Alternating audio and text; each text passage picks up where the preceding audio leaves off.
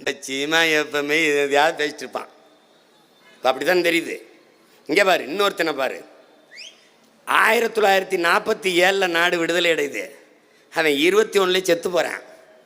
ஆனால் ஆடுவோமே பல்லு பாடுவோமே ஆனந்த சுதந்திரம் அடைந்து விட்டோம் என்றுங்கிறான். சுதந்திரம் அடையல, அவன் அடைஞ்சிட்டான். வந்தே மாதரம் என்போம், எங்கள் மாநில தாயை வணங்குதும் என்போங்கிறான். மாநிலம் பிரிப்பான்னு அவனுக்கு தெரியாது. உனக்கும் தெரியாது, அவனுக்கும் தெரியாது. அவனுக்கு தெரியுது.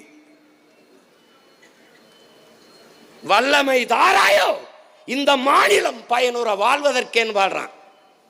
மாநிலம் பிரிப்பான்னு நீனு எவனும் கற்பனை செய்யல, அவனுக்கு தெரியுது.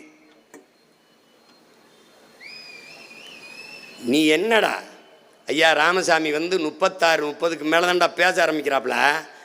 பெண்ணிய உரிமை பேசுறாரு, அது பேசுறாரு. சாதிகள் இல்லையடி பாப்பா, குல தாழ்ச்சி உயர்ச்சி சொல்லல் பாவம் என்று இவர் வர்றதுக்கு முன்னாடியே பாடிட்டான்டாவே. பட்டங்கள் ஆள்வதும் சட்டங்கள் செய்வதும் பாரி நீர்ப்பெண்கள் இயற்ற வந்தோம்னு பாடிடுறான்.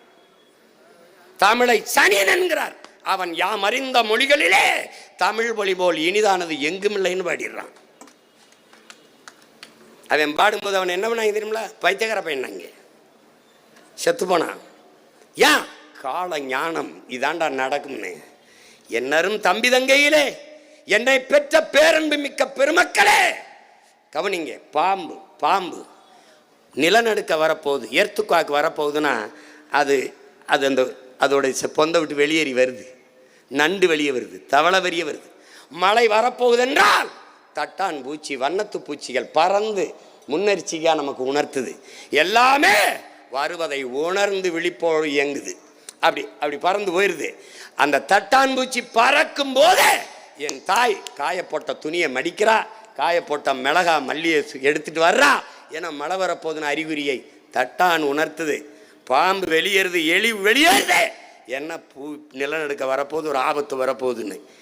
இந்த உயிரினங்கள் எல்லாம் உணர்வதை, உனக்கு வரப்போகிற ஆபத்தை நீ உணராது இருந்தால் உனக்கு 6வது அறிவு என்று இருப்பதே பயனற்றது.